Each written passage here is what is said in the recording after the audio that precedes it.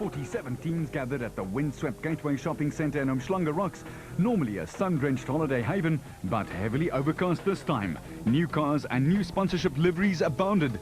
Driver contracts have been signed and it's time for action.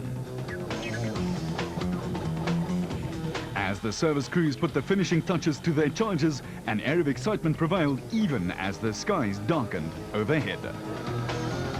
Volkswagen arrived with a trio of Super 2000 cars, all sporting an aggressive new front end. The 2005 champs Jan Habich and Douglas Judd had a brand new car with a new, more powerful motor under the hood. Stepping up to the big league after 10 years in front-wheel drive cars is Hergen Fecken and Pierre Arries, driving Habich's 2005 BP Polo. I've climbed the ladder slowly but surely, so I've been in A6, I've been in A7, so now I'm in the Top Gun class.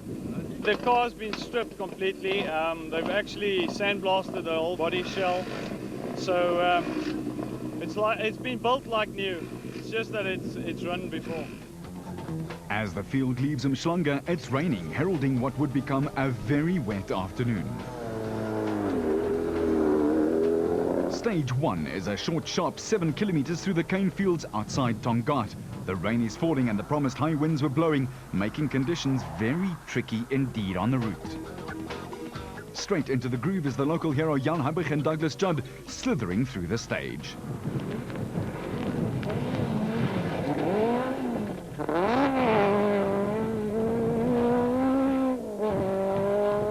Behind them, Hodgson shouts the next instruction.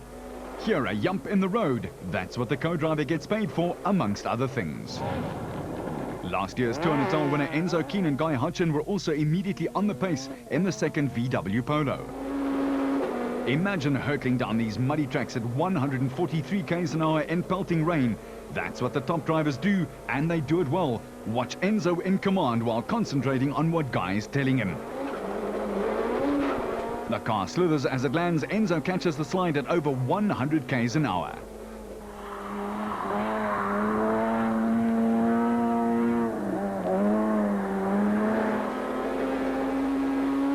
As the two Polos race toward the finish of the first stage of the year, it's Enzo who grabs the lead by just one slender second from Yanni.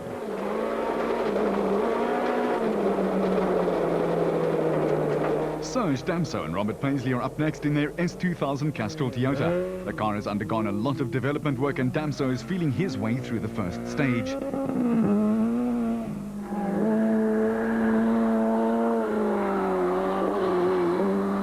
The 10 times Toyota champ is 1 second behind Habich and 2 seconds out of the lead.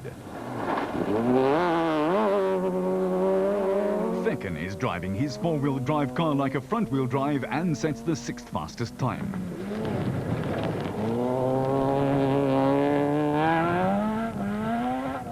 Etienne Lawrence and Andre Vermeulen had a season from hell last year, finishing their first rally only in August.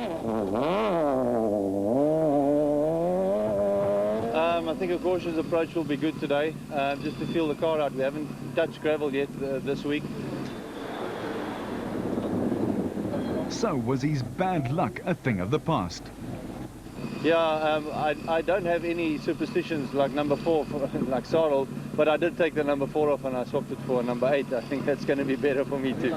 Lawrence was in a jovial mood before the rally as he geared up for the season, having meticulously prepared his car over the past few months.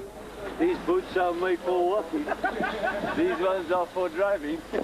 Just as well he's got that right. As an extra precaution, his crew bolted a set of wet weather tyres onto the Runex. On the way to stage 1, 2 valves broke within a kilometre of each other and they were already over half an hour late and out of the rally. So I guess those boots were made for walking and the bad luck continues.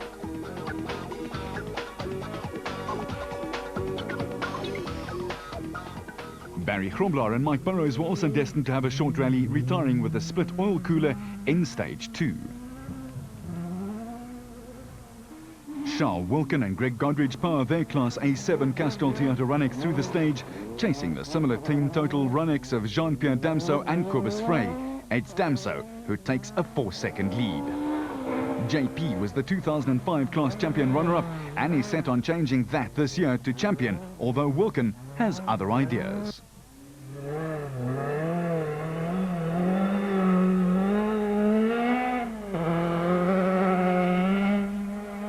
Durban normally receives an average March rainfall of about 120 mils, but it seems as if Mother Nature was intent on dropping it all on stage 2 at 20-kilometer Snake and Cane Plantation gravel road.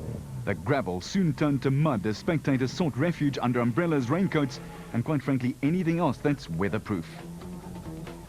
Habig and Judd pass a timely reminder of what their new car will look like if they don't keep it on the road. Not only is the stage rough and slippery, but also holes were filling up rapidly with water. Jannie picked up engine mounting problems in the stage. How much time would he lose?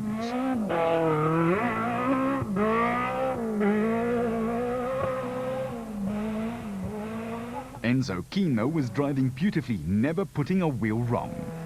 He won the stage, doubling his lead from 2 seconds to 4. Damso slithers into view, but is he slithering fast enough to make up time? And yes, he sets the second best time and moves up into second place after beating Habig by 8 seconds. And it was wet and cold out there. Class N3 is contested by 6 Toyota Run X's. Versace has won the championship before, but has a new co-driver this year. Arno Lagrange stepped into the Run X's left-hand seat. They're off the class pace as they settle in together, setting the 4th fastest time. Aggie Stroon Jurgstein a third, while Mohammed Musa is starting his first full year in national rallying. Kobus Roos and Irma Deploy make a slow start, the car suffering from overheating problems.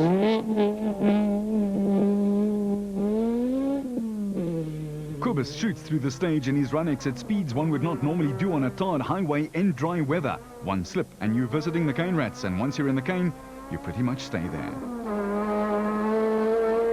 He and Irma are 5th fastest in class.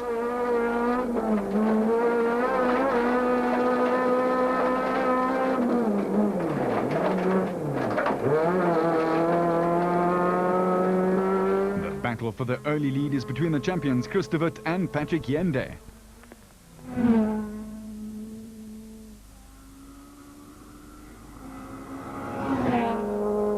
And Claudio Piazzamuso and new co-driver Greg Gericke.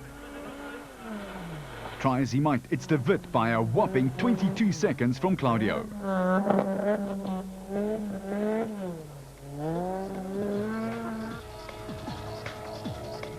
After 2 stages, the drenched leaderboard looks like this. Fernando Rueda leads the production car class, while JP Damso was setting the pace in A7.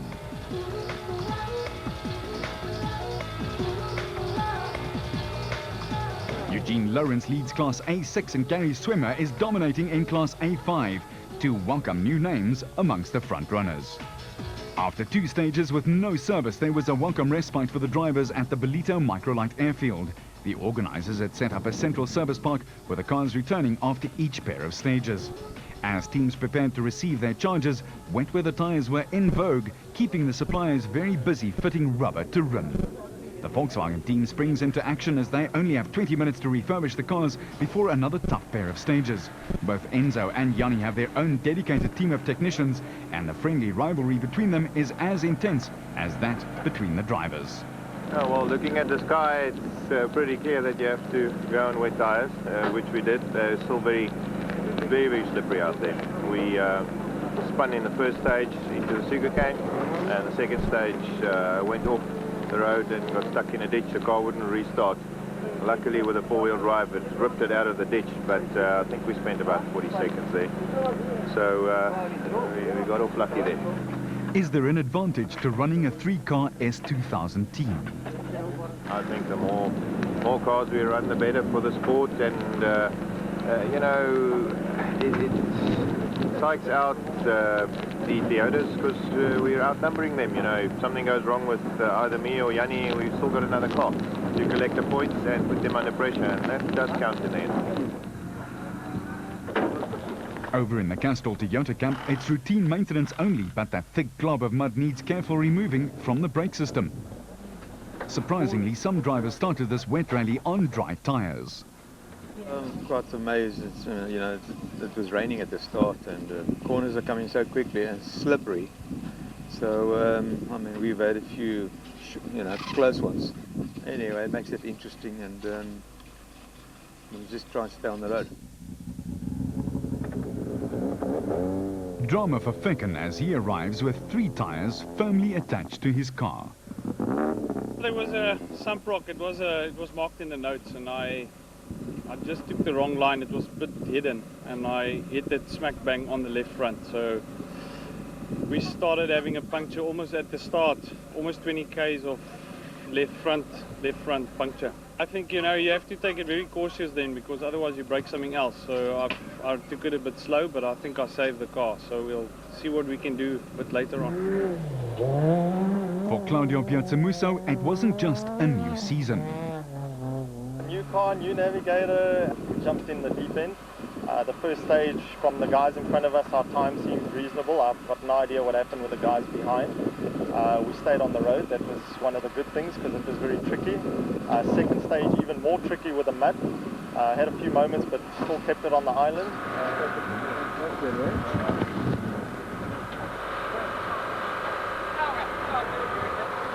Despite the conditions, Claudio decided to stay on dry tires. I think we're going to stick to dry simply because there's two very long stages, no service in between.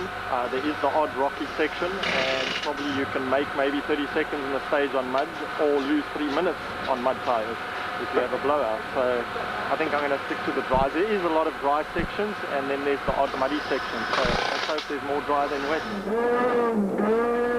Looking at the in-car footage, it's clear that it's too wet, with this car spinning entirely the wrong way. With 8 cars already out of the running after 2 stages, stand by for more action. That's after we dry off the Sunshine Coast of KwaZulu-Natal for stage 3, a short 13-kilometer run through some more soggy mud around the village of Umklali. No, those trees don't constitute a forest rally. After stage 3, we have a big name missing from the leaderboard, Jan Habich succumbing to a broken engine mounting. Johnny Gemmel and Gerard Snyman are the reigning Class N4 champions and overall production car champs, but they dropped 3 seconds to the on-form Rueda in the first stage. Unfortunately, they were set to go no further, retiring with a blown engine in stage 2. Japie van Niekerk and Robin Houghton restyled the now newer Evo 9 Mitsubishi.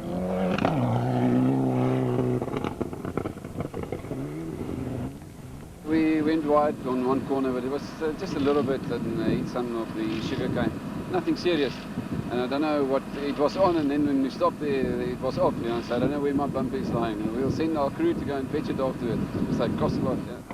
Maybe he could have fetched it himself, because the car blew a turbo shortly afterwards.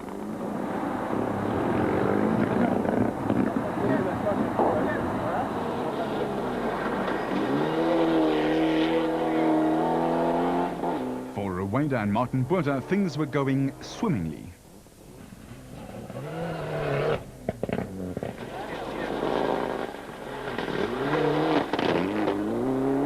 Nicholas Ryan and Scott Burger were 30 seconds behind the Class N4 battle.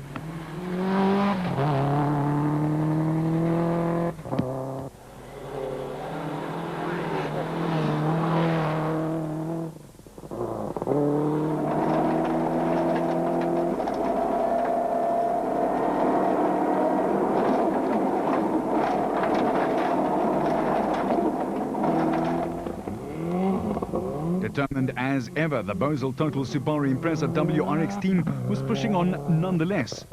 But they dropped another 7 seconds to the Flying Spaniard.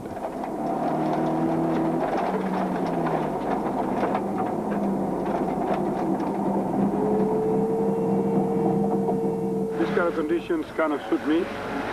I like it slippery. It's a lot more complex, if you want to put it that way. There's no room for mistakes anywhere. And you know, the Mitsubishi is such a well-balanced car that if you drive it carefully and properly, and you can go very quickly. We obviously can't catch the S2000s, they're just too light. We can see exactly where they're braking, and we can't go nowhere near them. You know, we're having to throw the car sideways all the time, and even then we end up doing a lot of farming. But, you know, it's great. I like these conditions, and they suit me and the car. The Class A5 war that raged throughout 2005 continued right on into the new season, with Etienne Malherbe and Henny Botha leading Toyota Taz after stage 3. Michael Houghton and Bryn Doherty are nearly half a minute behind Malherbe, but both lag the Gary's Workshop VW Chico of Gary Swimmer and Peter Davison, some 14 seconds ahead of the lot of them. As rain continues to swell the streams, it's all hands on deck for Keen and Damso.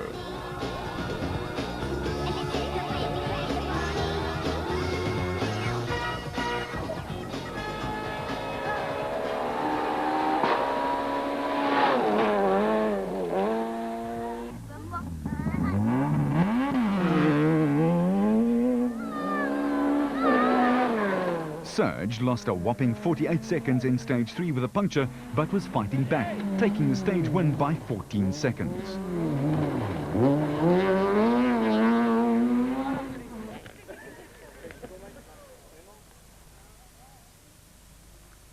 The other Damso, with a sizable cushion of over 20 seconds, could afford to give away 1 or 2. Charles Wilkin took the stage by 2 seconds, now 24 behind JP.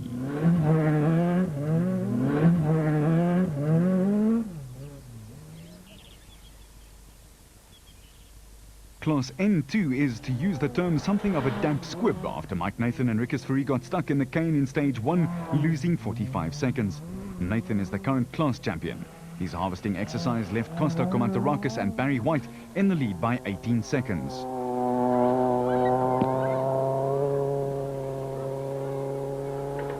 Jean Hendrik and Tiana van der Merwe parked their Motor 1 Corolla in a ditch from which they were never to emerge.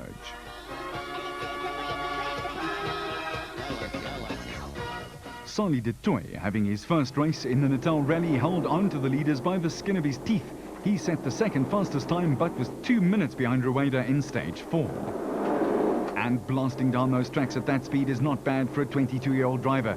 De Toy hails from the Mpumalanga town of Natal and bought the ex-Visser du Plessis Subaru Impreza WRX for his 2006 campaign.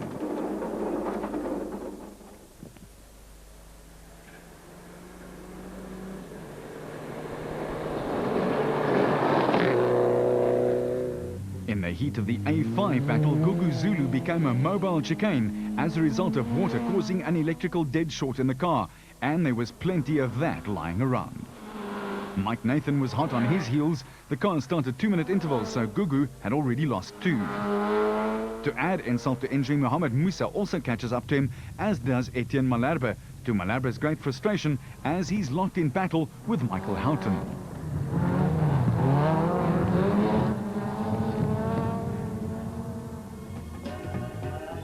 "15 teams never made it to stage 5, the last of the day. Gledo is 26 kilometers in length, close to Blythedale Beach, and yes, it's still raining and it's still cold. Enzo and Guy are under attack, and they know it. They blast the Polo through the twisty stage at an average speed of 104 kilometers an hour, but will it be enough to fend off the resurgent Damso? Surge hammers the Runx as he sets his sights on taking the lead. Another 11 seconds is cut from Keen's lead, the Runx averaging 107 k's an hour. The overnight lead is down to just 17 seconds. It only took Hogan Fecken 3 or 4 stages to figure out how four-wheel drive works, and he was on a charge of his own, setting the second fastest time. Even though Keen was leading at the end of day 1, it hadn't been plain sailing. We haven't had a 100% clean run, to be honest. Had a flat tire now and a couple of overshoots, and I haven't been 100% happy. But no one has had a clean run. Challenging out there, very wet, very slippery in the sugarcane, and some of the roads are fast and flowing, which are beautiful and nice to drive. But in between, you have the connecting sections, which is cut grass. So it's very difficult to read the surface because it's just green and you don't know whether it's slushy underneath. Some of it's rocky, and then you got good traction, but then in the corners, in the dips and close to the little ravines, it's very, very wet underneath that grass, and you just slip and slide your way. Keen wasn't the only one sliding away. It was going nicely up until the last stage when we discovered we had 2 punctures.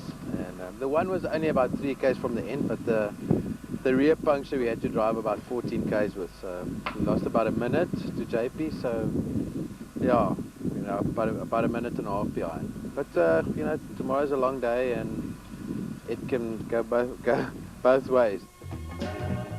Back in the thick of the N3 class, Rodney Fasaki was still a bit subdued. The car was down on power.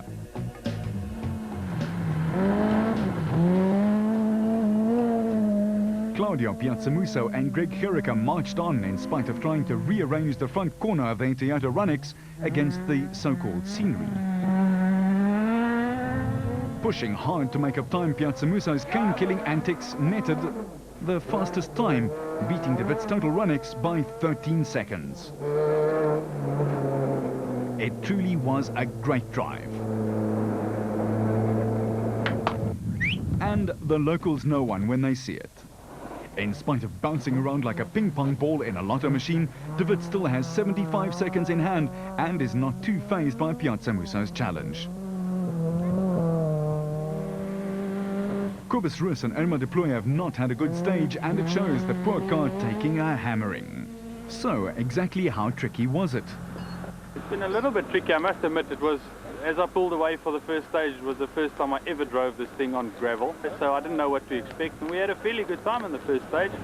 I was impressed, but we're battling a little bit with the overheating problem. We don't want to damage it, and the aim is to get points this weekend, so we're actually just taking it easy at the moment.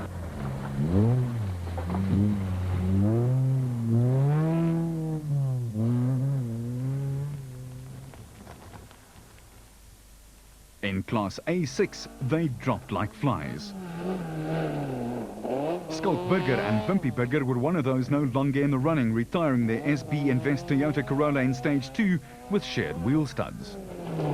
Out too was Richard and Natasha Vaughan, who left us in Stage 3 with a broken gearbox. After a slow start, Craig Trott and John Costa were back in the lead of Class A6. Trott, the current class champion, is consistent, but major opposition is on its way. Returning to driving duty is Etienne Lawrence's older brother in a Team Total Toyota Conquest. Eugene Lawrence grew up in Natal and knows the roads well, but so does Trott, and Lawrence is almost a minute back.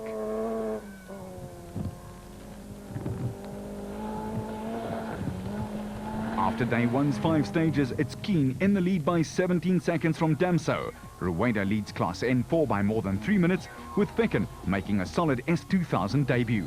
JP Damso is 100 seconds to the good in Class A7.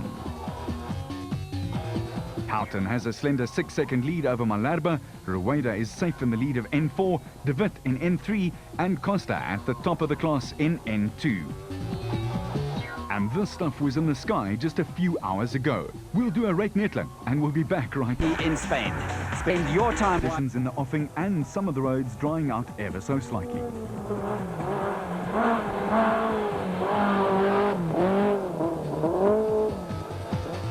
Stage 6, Ellingham 1, is 17 kilometers just outside Scottsboro.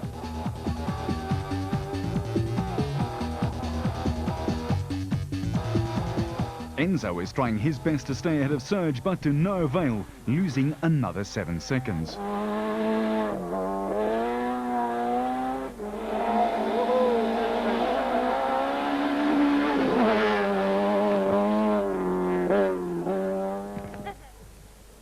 Rueda uses a very different line to set another quick time, with Ryan trying his hardest to stay in touch. But to no avail. Nicholas slipped a further 12 seconds behind in the production car race.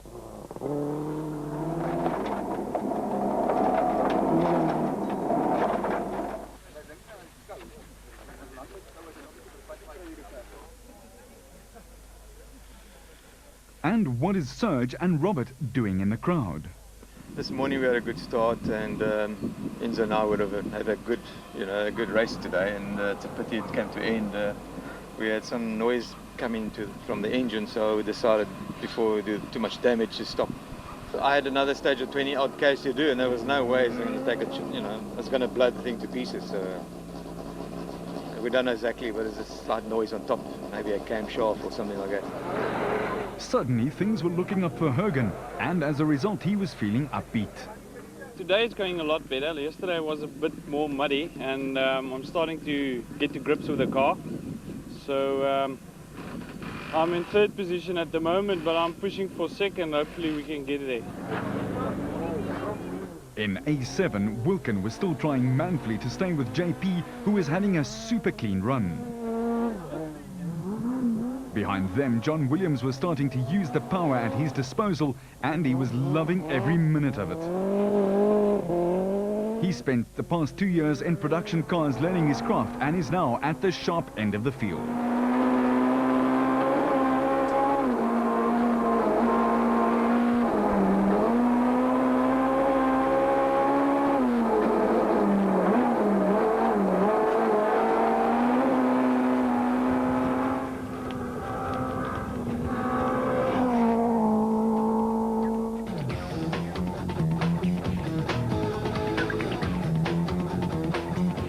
Stage 7 and the rain is finally abated. Gugu Zulu is throwing his car around with abandon, winning a stage at long last. At the front end of A5, Houghton is driving at 110% to keep his lead, but it wasn't working.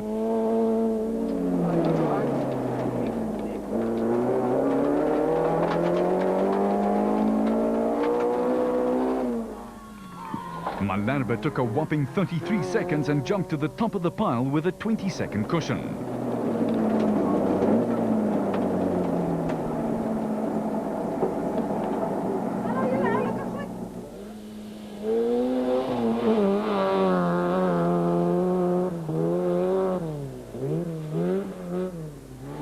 On his own some lonesome at the front, Keane couldn't back off too much as the battle for second was hotting up.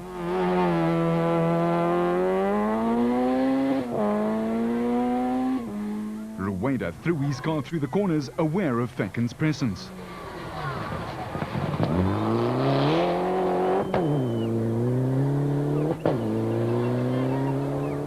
Fecken took a 10-second chunk out of the N4 car in front of him, and then the battle lines were firmly drawn.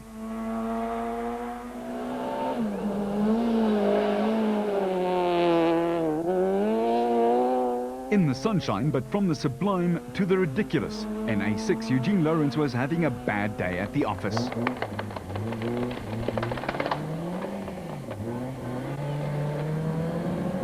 Yes, that's another flat tyre, and it was going to cost him a massive 9 minutes to get going again. A jammed rear hatch and a recalcitrant jack cost him dearly.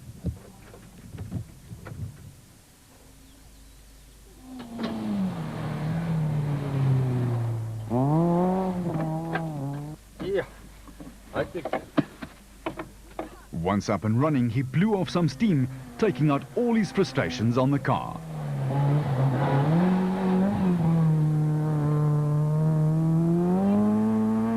As a result, Trott was now so far ahead, the class win was in the bag as long as he kept it on the road.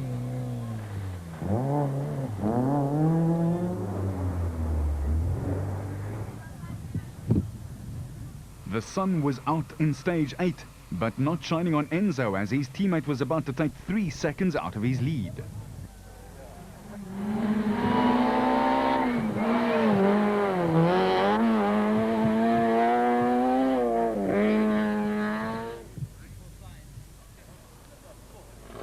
And for Rueda, the forecast was gloomy with heavy, intense thunderstorms about to strike again.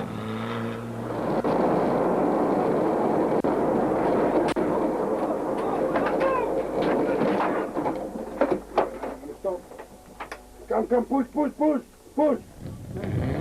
As a jubilant Fecken screams past knowing second is in the bag, Rueda had to recover his car.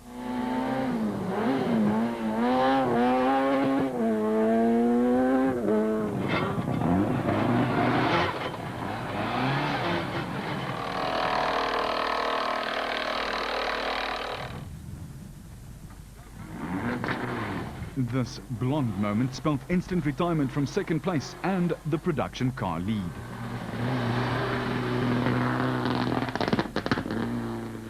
You know, it's one of those things. You know, we had a bit of confusion in the car. I didn't hear him. Martin counted me down. And the next thing, we were too fast, too late. And there was a very big step on the side. So if we were thrown it sideways, we would have rolled. So plan B was to go straight. And unfortunately, it took something off the front, left front is, so we got no drive. You know, it's very unlucky for me. It was a great rally, and in fact, it's happened to me 3 times now in Durban. We've been lying second overall and retired. Definitely not a Sharks fan. Costa Kamantarakis was still leading N2 with Mike Nathan running a car down on power.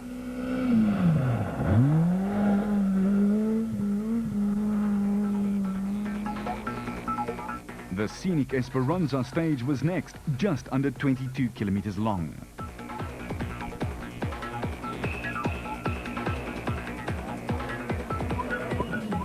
Michael Houghton is chasing hard and retakes the Class A5 lead. This is the closest battle left in the rally.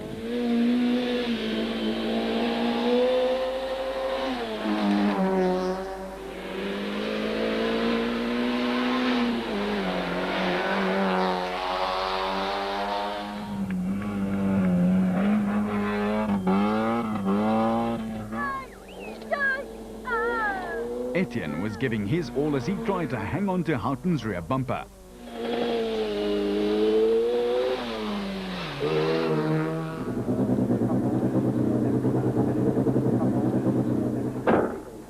The Volkswagen team proudly showed off their battle scars, but team boss Andre van der Walt was chuffed.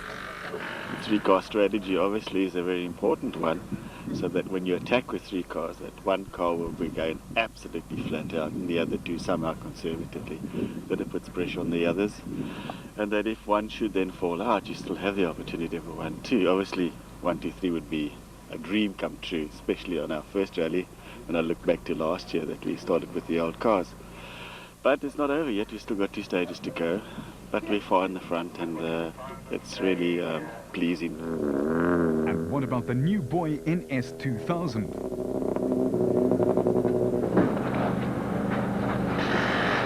He's done a tremendously good job going from two-wheel drive in his very first time. I think maybe he did about 30 or 40 test kilometers, and that shows his potential, so we're very pleased about it. Less spectacular but trying hard is Mohamed Musa, who lost 20 minutes in an earlier stage and was in last place. A newcomer, this was his second ever national rally. Running on the limiter, ex-champion Fasagi is struggling for form.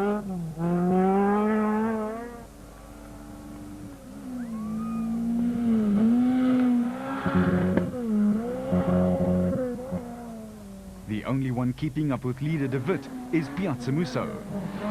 Yeah, I'm actually quite happy he's only maintaining it.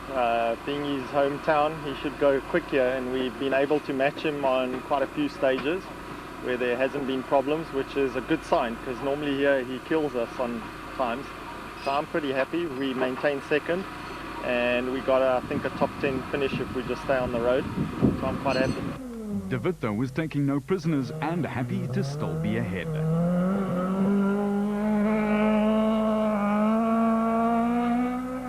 We've had a few, I think we've had 2 punches on the back, but luckily it's not such a big train smash on the back, so we would have just, drive it out. We've never had to stop in the stage for anything, so that was good.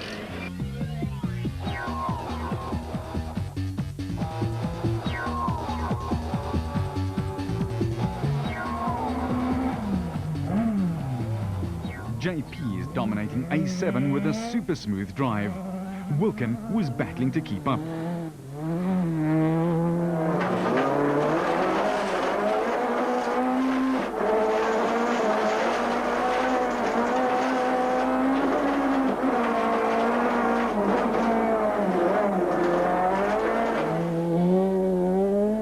Settling in was a flying John Williams, undaunted by the power of his A7 Polo.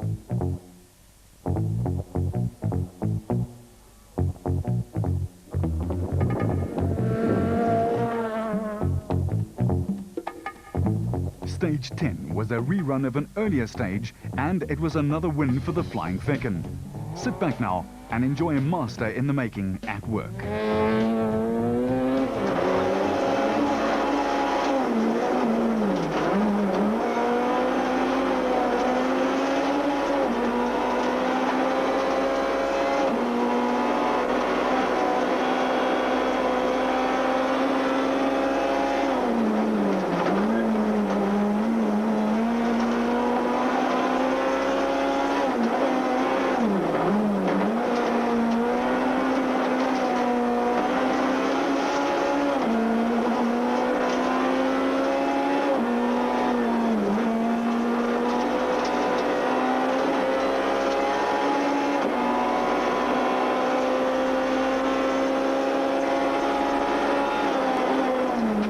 Even the birds on the route wouldn't want to take on this fight.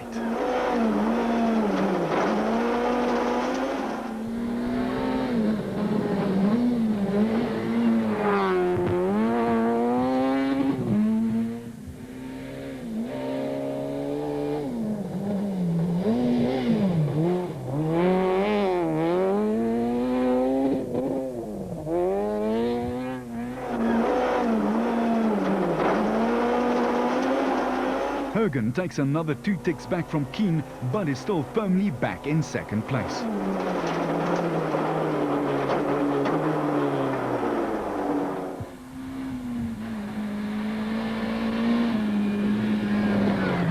Still driving his heart out was Malherbe, trying to get ahead of Michael Houghton.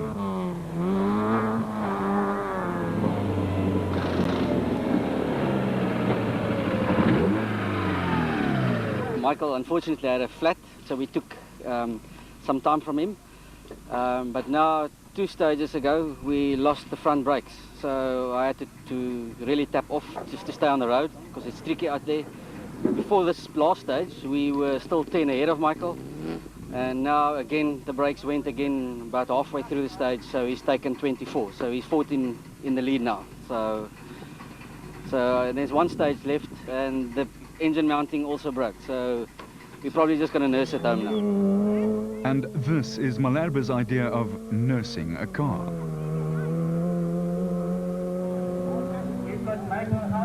Houghton was consolidating his lead and pulled further ahead, but he wasn't altogether ecstatic.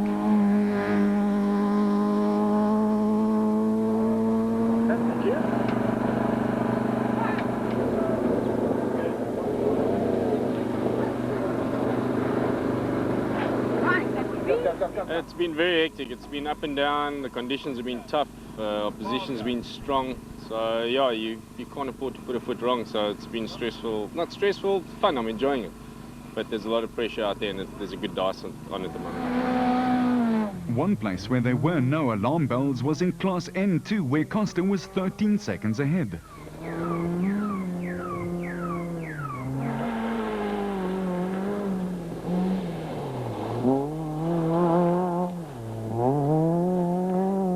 It's been a good run so far. We haven't had any problems except for the last stage. We got a puncture 9k's from the end, so we had to nurse it. We lost just short of 2 minutes, which was fine because we knew Mike Nathan was about 4 minutes behind us, so we still got a good cushion on him. So it's good.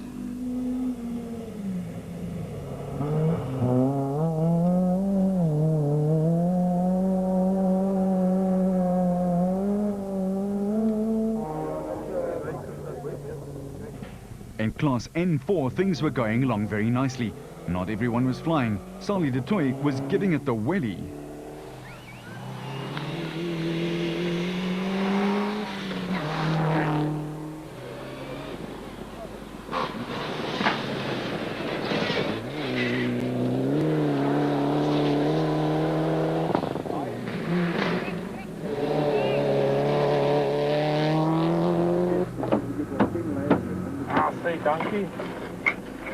Mud and rallying doesn't mix well. When there's mud, things chafe in a rally car. The worst that can chafe are the brakes. The mud congregates together, sticks together, and starts scraping against something. For instance, brake calipers. The two just don't go together. We went into stage 1. Well, this thing actually just gave away. And so we had the first 2 stages with no brakes. And we ran it quite a while for the couple of stages so on, but Nicholas lent us another caliper. So luckily now we've got brakes. But maybe he doesn't need brakes to go faster. Now in the lead in N4 and chasing a podium place is Nicholas Ryan in his Bosel Subaru. Can he get to 3rd place overall? We'll see in stage 11.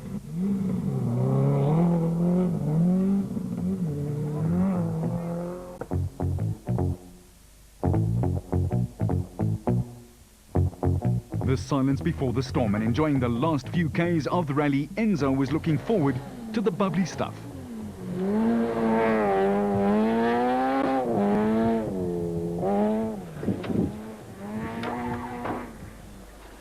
We're ecstatic. It's nice to win the first event of the year, and gives us a little bit of a head start, you know. Nice to put that one in the bank. Fecken overcame new car jitters to end the stunning debut run with a 2nd overall.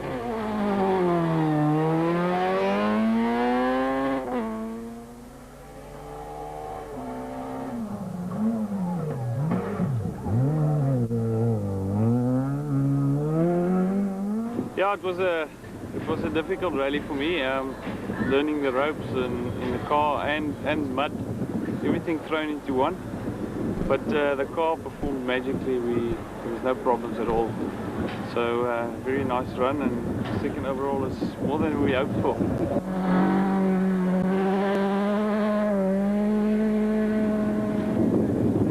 JP had a perfect holiday by the sea with a podium place. Well, hanged on to 3rd. we managed to finish 3rd there. We gave it all we could in this last stage, and it looks like we just managed to finish 3rd overall. So quite happy about it. Indeed, 3rd overall and 1st in Class A7. We're very happy about that because the next one's in Cape Town in 3 weeks' time. So we'll feel a bit more comfortable in Cape Town. So it's a good start to the season. Nicholas Ryan was gracious in defeat. Sali helped us out with some new wets, and we tried everything we could, but just our day wasn't there. But good for JP, he deserves the 3rd place. We took it away from him in Cape Town last year. But having driven to the max, he was happy with production class honours.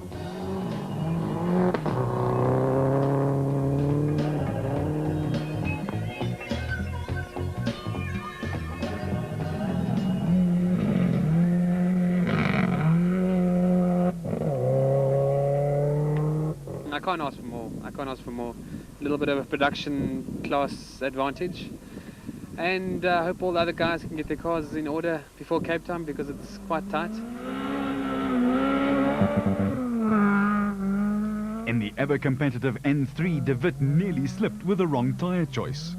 I think the last 2 stages we should have gone on dries. But because I was used to the wets for the whole event, I thought I'll just stay on it, and I had a bit of a cushion, so if I lost a few seconds, it wouldn't have made a big difference. Having a win in the bag is a big bonus.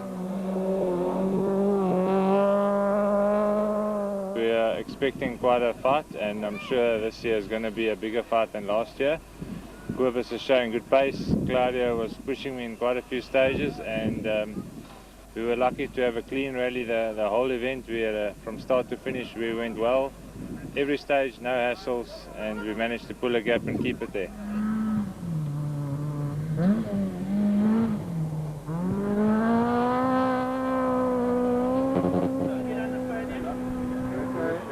Champagne time for the happiest bunch of rally drivers you've seen for a while.